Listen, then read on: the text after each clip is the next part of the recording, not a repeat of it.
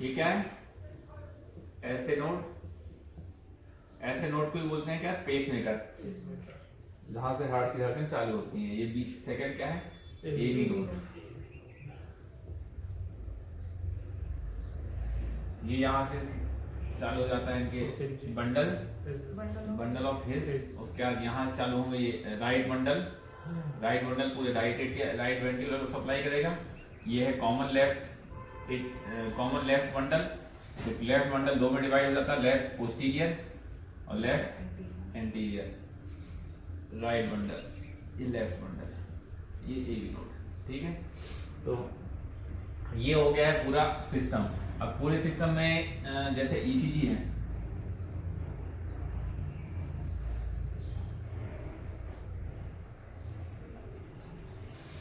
ECG के system के हिसाब से कंडक्शन कैसे चलता है वो अपन समझते हैं। सबसे पहला आता है पी वेव। पी वेव आती है जब कंडक्शन एवी ऐसे नोड से एवी नोड में पहुंचता है। मतलब जब ये कंडक्शन जाना चालू होता है, कंडक्शन इसके भी तीन फाइबर होते हैं, एंटीरियर, पोस्टीरियर और मिडिल। तो जब ये कंडक्शन ऐसे नोड से एवी नोड में जाता है तब पी वेव आती है। पी वेव का मतलब होता है जो एट्रिया है, एट्रिया को डीपोलराइज करना। अब ये है पी, और जब क्यूआरएस चालू होती है, जब बंडल ऑफ हिस, ये एवी नोड है, एवी नोड से बंडल ऑफ हिस पे चलता है ये सिस्टम बस। तो इनिशियल स्टार्ट जब होता है तब पीआर इंटरवल आता है। स्टार्टिंग ही है लगभग, स्टार्टिंग होना यहाँ से। अब ये कंडक्शन जब राइट और लेफ्ट बंडल दोनों बंडल में स्टार्ट होना चालू हो जाता है तब क्यूआरएस आती है। जब ये पूरा वेंट्रिकल्स में पहुंच जाता है, पूरा वेंट्रिकल से पहुंच जाता है तब यहां तक पहुंच जाता है क्यू से लेके, क्यू से लेके टी तक। क्यू से लेके टी तक जो है पूरा काम होता है डीपोलराइजेशन। जो स्टार्टिंग होगी, स्टार्टिंग राइट और लेफ्ट बंडल तक जाएगा, राइट और लेफ्ट बंडल तक क्यूआरएस बनेगा, और जब पूरा वेंट्रिकल्स में पहुंच जाएगा तब ये क्यूटी हो जाएगा। और उसके बाद ये पूरा रिपोलराइज होता है। रिपोलराइज मतलब कंडक्शन फिर वापस आता है, उसमें टी वेव आती है। ये वेव जाननी जरूरी है क्योंकि आगे जहां पे भी प्रॉब्लम आएगी इन्हीं में चेंजेस आएंगे। जहां पे अगर इस लेवल पे अगर बंद होगा तो पता है यहाँ पे चीजें, यहाँ पे प्रॉब्लम आएगी। अगर कॉमन बंडल ब्रांच में प्रॉब्लम होगी तो क्यूआरएस में दिक्कत आएगी। अगर वेंट्रिकल्स में प्रॉब्लम आएगी तो ये इंटरवल बढ़ेगा। अगर रिपोलराइजेशन में कोई प्रॉब्लम है तो टी में चेंजेस आएंगे।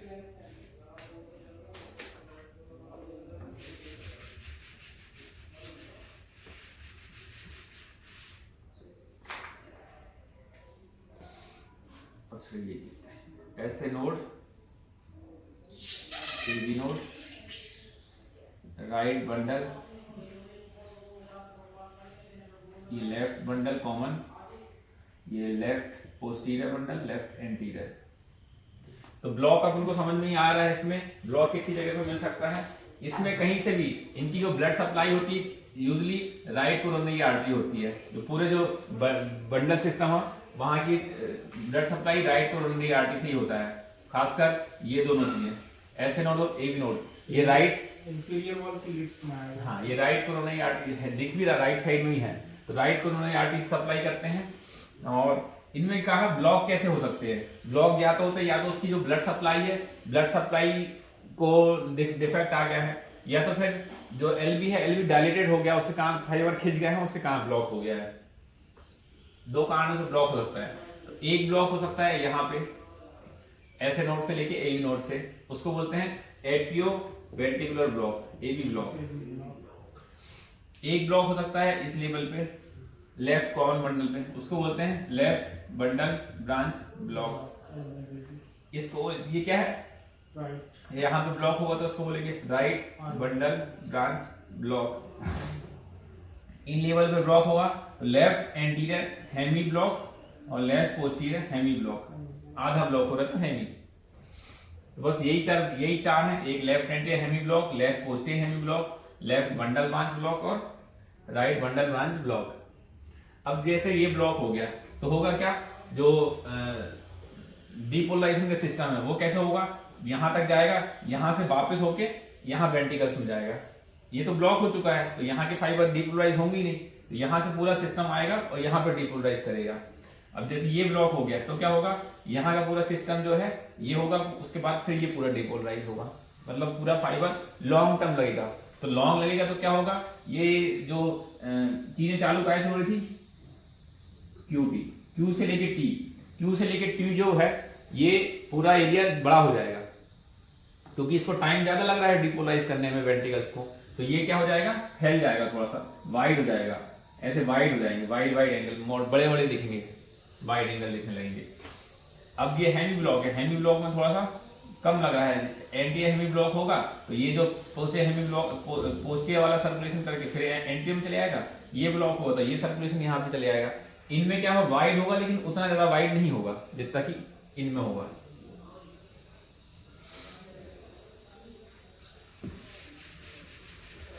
अब मेन अपन ब्लॉक्स पढ़ते हैं और उनका सिग्निफिकेंस पढ़ते हैं। पहला है Antioch ventricular block. Antioch ventricular block जो है 3 लेवल के होते हैं, टाइप 1, टाइप 2 और टाइप 3। टाइप 3 को बोलते हैं कंप्लीट हार्ट ब्लॉक। ये ऐसे नोड है, ये ए बी नोड है। टाइप 1 में क्या होता है, जस्ट अपनी जो बाहर की एक आध फाइबर है, एक आध फाइबर डैमेज है, उसमें क्या होगा, सिर्फ जो पी से लेके आर का इंटरवल है, पी आर इंटरवल बोलते हैं जिसको, पी आर इंटरवल थोड़ा सा वाइड हो जाएगा और कुछ नहीं होगा उसमें, सिर्फ एक थोड़ा सा पी आर इंटरवल। हमने बोला था जो ए बी नोड है वो पी आर पे डिपेंड करता है, जो पी और आर का जो इंटरवल है ये थोड़ा सा वाइड हो जाएगा। नॉर्मली इसका ड्यूरेशन होता है 0.12 से लेके 0.2 सेकेंड तक, इससे थोड़ा सा मोर देन 0.2 सेकेंड हो जाएगा इसका। क्लिनिकली इसका टाइप 1 एबी ब्लॉक का कोई सिग्निफिकेंस नहीं है, बहुत सारे कॉमनली लोगों में मिलता रहता है, तो यूजली इसको अपन इग्नोर करते हैं कि अगर कॉमनली मिल भी रहा है तो भी अपन इग्नोर करते हैं, कोई ज्यादा सिग्निफिकेंस नहीं होता टाइप 1 एबी ब्लॉक का। अब टाइप 2 जो ब्लॉक होता है, टाइप 2 ब्लॉक फिर 2 टाइप का होता है, ए और बी। ए को बोलते हैं वेंकी बैक, इसको मोबिट्स टाइप ए बोलते हैं, Mobitz type A, Mobitz type B. तो मोबिट्स टाइप ए को बोलते हैं वेंकी बैक और एक Mobitz type 2 A B block. इनमें क्या होता है वो देखते हैं। मोबिट्स टाइप ए में क्या होगा, देखना अच्छे से,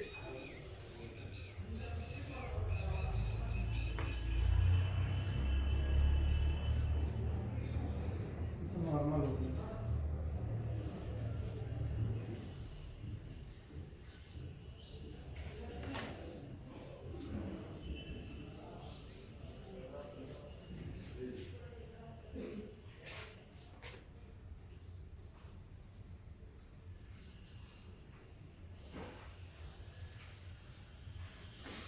देखो इसमें क्या हो रहा है, टाइप ए में, ए में क्या हो रहा है, जो पी आर इंटरवल है वो ग्रेजुअली बढ़ रहा है।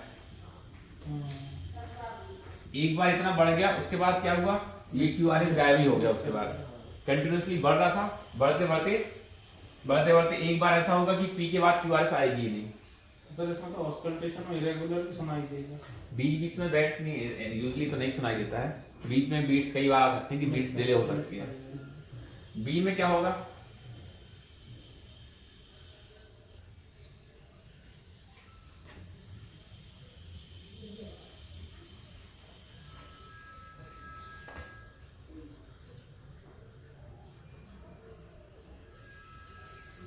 बी में ऐसा रहता है कि जो पी आर इंटरवल है वो उतना ही रहेगा, पी आर इंटरवल सेम रहेगा, लेकिन बीच में एक बीट कोई भी मिस हो जाएगी।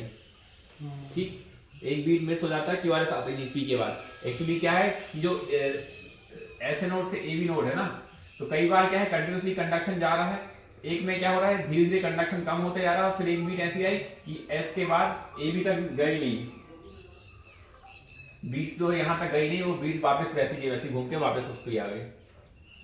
और इसमें क्या हो रहा है कि कंटिन्यूसली बीट्स आ रही है, बीच बीच में बीट्स गायब होती जा रही है, बीच में ऐसे नोड सप्लाई देते ही नहीं है ए बी नोड को।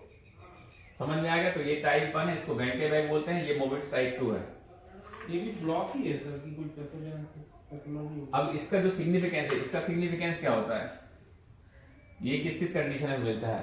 तो ये मिलता है पहला इनफेवरेबल एमआई में। अच्छा।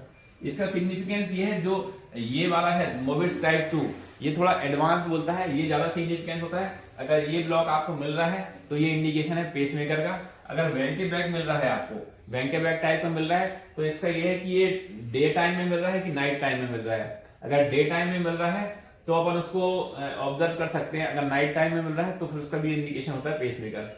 जितने भी एबी ब्लॉक हैं, एबी ब्लॉक टाइप 2 और टाइप 3, अगर ये मिल रहे हैं आपको तो आगे आपको कंटिन्यूसली उनको मॉनिटरिंग करनी पड़ेगी और आगे वो इंडिकेशन होते हैं पेसमेकर इम्प्लांटेशन के। बीट भी घट जाएगा हैं? ब्रेडिकार्डिया भी आएगा इसमें? ब्रेडिकार्डिया मिलेगा ना, क्यूआरएस आपको कम हो रहा है, क्यूआरएस कम मिलेंगे तो ब्रेडिकार्डिया मिलेगा। अब ये किस किस कंडीशन में मिलते हैं? मैंने कहा था या तो इन्फेवरेबल एमआई में क्यों मिलते हैं ये कॉमनली, क्योंकि इन्फेवरेबल एमआई में क्या होता है, राइट कोरोनरी आर्टरी इन्वॉल्वमेंट होता है। राइट कोरोनरी आर्टरी पूरे बंडल को सप्लाई करती है ऐसे नोड और एबी नोड को। तो इन्फेवरेबल एमआई में जब ब्लड सप्लाई कम होगी तो अपने आप से कंडक्शन डिफेक्ट होगा। दूसरा मायोकार्डाइटिस, अगर लंग्स में कोई भी इंफ्लेमेशन हो रहा हो। तीसरा कार्डियोमायोपैथी, अगर लंग्स की जो वॉल है वॉल बड़ी हो रही है। और इलेक्ट्रोलाइट इम्बैलेंस हाइपोकैलिमिया में मिलेगा। तो ये 4 कॉमन कॉजेज हैं जिसमें मिलता है। आपको पहले भी पेसमेकर से पहले ये सब चीजें रूल आउट करनी है कि एमआई तो नहीं है। ये डिजनरेटिव चेंजेस अलग है कि एज के साथ साथ डिजनरेशन हो रहा है, उसमें मिलते हैं। मोस्ट कॉमन तो वही होगा कि डिजनरेशन मिली है, डिजनरेटिव चेंजेस एज के साथ। जो 6 साइनस सिंड्रोम बोलते हैं, 6 साइनस सिंड्रोम मतलब होता है एज के साथ साथ जो साइनस है, साइनस की फंक्शनिंग खराब हो जाती है, उम्र के साथ साथ वो फंक्शन करना कम कर देता है, तो वो धीरे धीरे पंप ही नहीं करता। ठीक,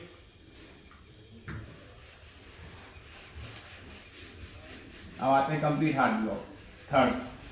थर्ड में कंप्लीट हार्ट ब्लॉक मतलब जो ऐसे नोड है, एबी नोड में कोई कनेक्शन नहीं हो गया है, एस जो है ये अपना अलग से पेसिंग कर रहा है, एबी नोड है ये अलग। एबी नोड की खुद की भी एक पेसिंग की कैपेसिटी होती है जिसकी capacity almost 40 beats per minute होती है। तो जो ये है ये एबी नोड कर रहा है पेस, ठीक है। ऐसे ही आता है? नहीं, ये बीच बीच में पी अपना करेंगे, ऐसे अपना पी कर रहा है। ये कि पी जो है पी अपना अलग चल रहा है, ये अपना अलग बीट कर रहा है, वो भी दिखता रहेगा पी पी पी। क्यूआरएस अपना अलग बीट कर रहा है और पी और क्यूआरएस का कोई रिलेशन नहीं दिखेगा, कोरिलेट नहीं करेगा, है ना। कभी भी कोई इसका रिलेशन दिखेगा ही नहीं कि पी, और कई बार ये इसके ऊपर चढ़ जाएगा, जैसे ये है यहाँ पे आ रहा है, इनमें ये ऊपर चढ़ा हुआ दिखेगा क्यूआरएस के साथ, है ना। तो इनका कोई कोई रिलेशन ही नहीं है, पी अपना अलग बीट करता है, क्यूआरएस अलग बीट है, कंप्लीट डिसोसिएशन हो गया है ऐसे नोड और एबी नोड में, कोई कनेक्शन नहीं रह गया है। इसको कंप्लीट हार्ट ब्लॉक बोलते हैं। टिपिकल ऐसे ही दिखता है सर? हाँ, ऐसे दिखता है कंप्लीट हार्ट ब्लॉक में। इसमें तो अपन को रिलेशन देखना है, पी क्यूआरएस में कोई रिलेशन भी नहीं है। एक होता है हाई एबी ब्लॉक,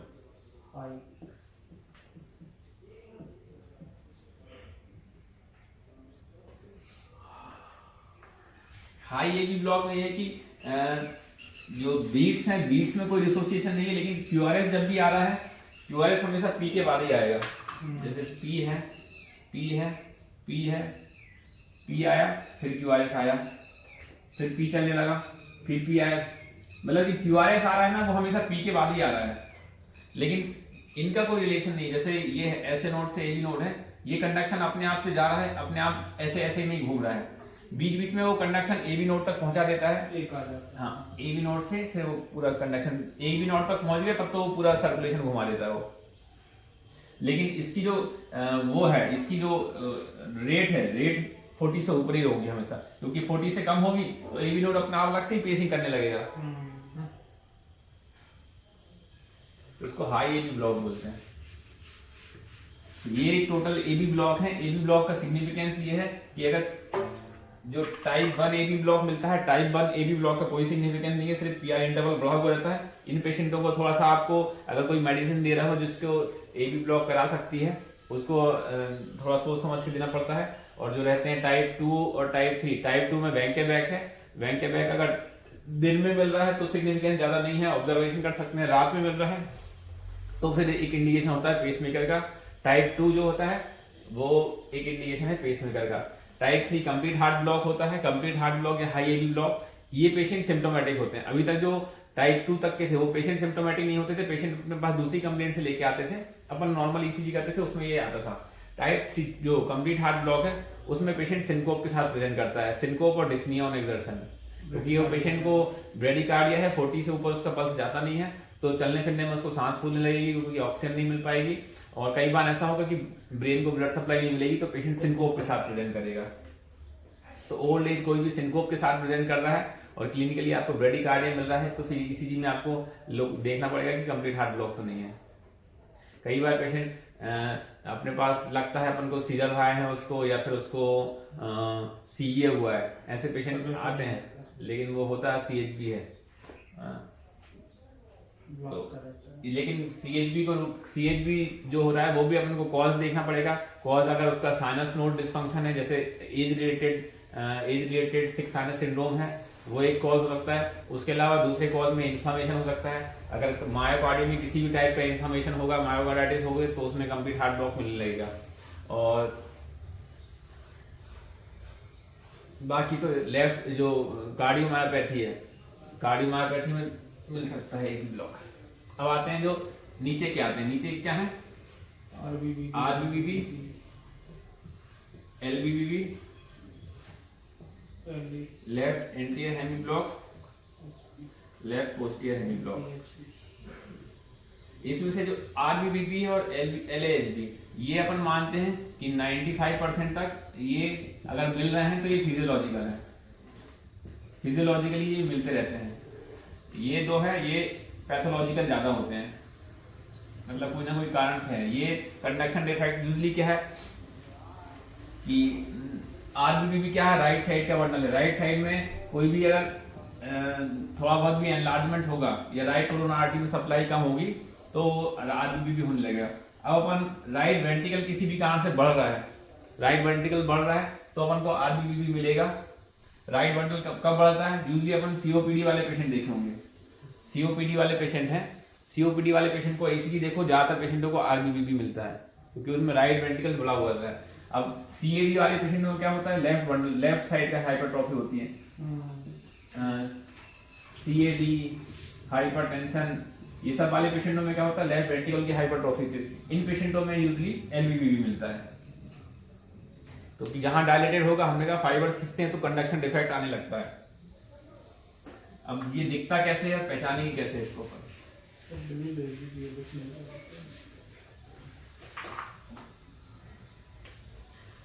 आरबीबी और एलबीबी देखते हैं। ये है V1 लीड, ये है V6 लीड।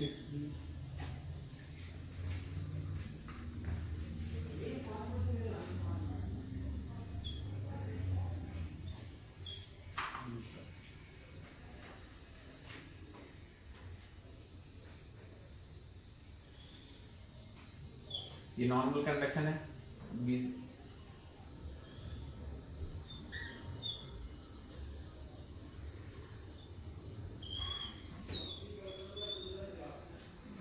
ये नॉर्मल पैटर्न है V1, V6 और लीड 1 का। अब मिलता है एलबीबी में क्या मिलेगा,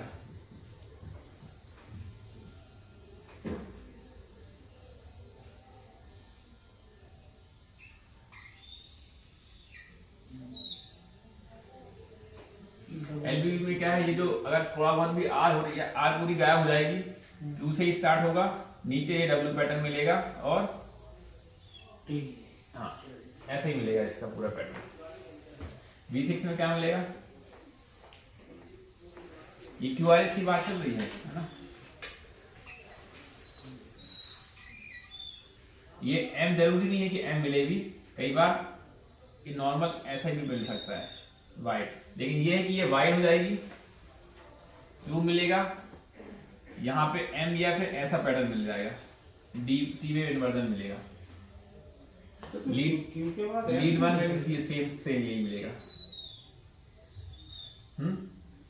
Q के बाद B1 में जो आ रहा फर्स्ट नेगेटिव Q हो गया, फर्स्ट पॉजिटिव, वो R नहीं होगा सर, ये वाला ऊपर वाला ये R होगा कि T मानेंगे इसको? कहाँ T?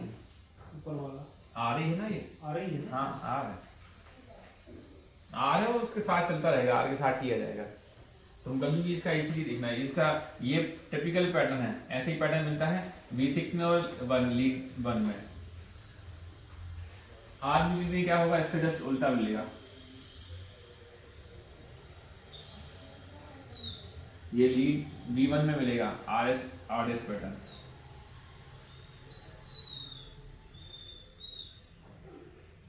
लीड V1 में ये मिलेगा पैटर्न, V6 में डीप एस वेव मिल जाएगी, लेकिन QRS वाइडर मिल जाएगा, और लीड 1 में भी सेम टू सेम यही पैटर्न मिलेगा।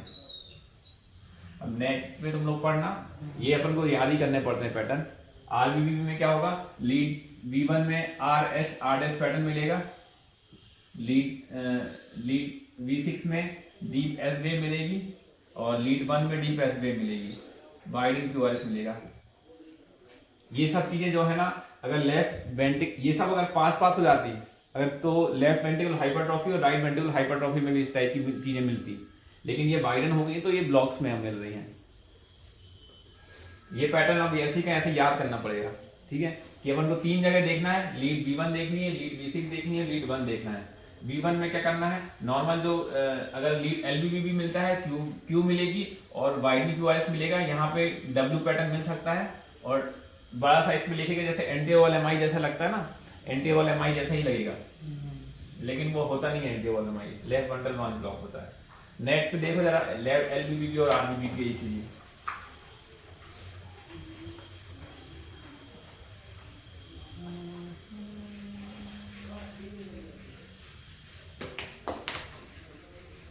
कोई भी ब्लॉक है अगर एक्यूट ऑनसेट आया हुआ है तो अपन को सिग्निफिकेंट ही मानेंगे। जैसे पहले RBB नहीं था, लेकिन एक्यूट ऑनसेट RBB आया है तो वो भी सिग्निफिकेंस है, और एक्यूट ऑनसेट LBB जो है वो एक्यूट MI के सिग्निफिकेंट होता है। कोई भी अगर एक्यूट MI आता है, चाहे वो नॉन ST एलिवेटेड MI हो या ST एलिवेटेड MI हो, उसके इक्विवेलेंट मानते हैं एक्यूट ऑनसेट LBB को। अब आता है hemi block, left anterior hemi block और left posterior hemi block. Hemi block left anterior hemi block common है। लेफ्ट एंटीरियर हेमी ब्लॉक में सिर्फ 2-3 AVF में देखना है, 2-3 AVF में डीप एस वेव मिलेगी। 2-3 AVF है, डीप एस वेव मिलेगी बस, और कोई सिग्निफिकेंस नहीं है, हल्का सा QRS वाइडन होगा। और लेफ्ट पोस्टीरियर हेमी ब्लॉक में लीड 1 और AVF में डीप एस वेव मिलेगी, 1 AVF में डीप एस वेव मिलेगी, बाकी कुछ नहीं मिलना। QRS थोड़ा सा वाइडन हो जाएगा। हाँ, बहुत ज्यादा दिमाग लगाने की जरूरत नहीं है इसमें, और बहुत ज्यादा सिग्निफिकेंस भी नहीं है। हेमी ब्लॉक का कोई सिग्निफिकेंस नहीं, कुछ नहीं करते अपन उनके लिए। बस एक ये है कि डीप एस वेव 2-3 AVF में मिल रही है आपको, तो आप और कुछ ना सोचो, देखो QRS थोड़ा सा वाइडन भी है तो आप एक दिमाग लगा दो हेमी ब्लॉक है इसको, और कुछ कारण नहीं है इसमें डीप एस वेव मिलने का।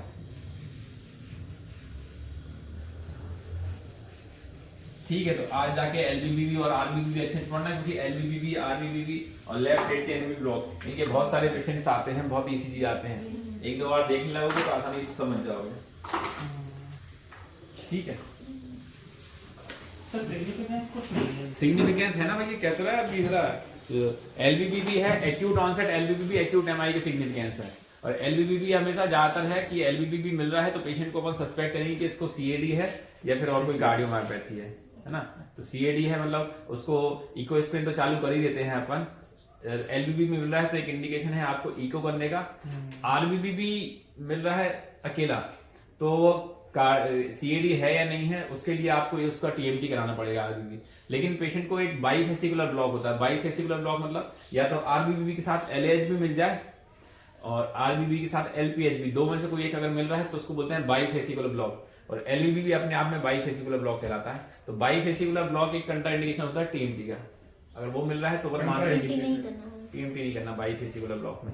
तो LBBB या फिर बाईफेसिकुलर ब्लॉक मिल रहा है तो पेशेंट को मानते हैं कि CAD है इसको, तो उसको अपन एंटी चालू कर देते हैं और फिर आगे हाँ फर्दर उसको इवैल्यूएट करना पड़ेगा कि कार्डियोमायोपैथी है, मायोकार्डाइटिस है कि CAD है, उसके लिए एंजियो एडवाइस करना पड़ेगा। LPHB मिल रहा है, प्लेन LPHB का कोई सिग्निफिकेंस नहीं है, प्लेन LHB का कोई सिग्निफिकेंस नहीं है, और प्लेन RBBB का भी बहुत ज्यादा कोई सिग्निफिकेंस नहीं है अगर कोई क्लिनिकली सिम्टोमेटिक नहीं हो। लेकिन अगर एक्यूट ऑनसेट हुआ है ये तो उसके पास एक मतलब पुराना ईसीजी रखा हो बिल्कुल नॉर्मल है, तो एक्यूट ऑनसेट कोई भी ब्लॉक हुआ है और पेशेंट प्रेजेंट कर रहा है कि उसको कुछ चेस्ट पेन या फिर कुछ हो रहा है, तो वो अपन सिग्निफिकेंट मानेंगे।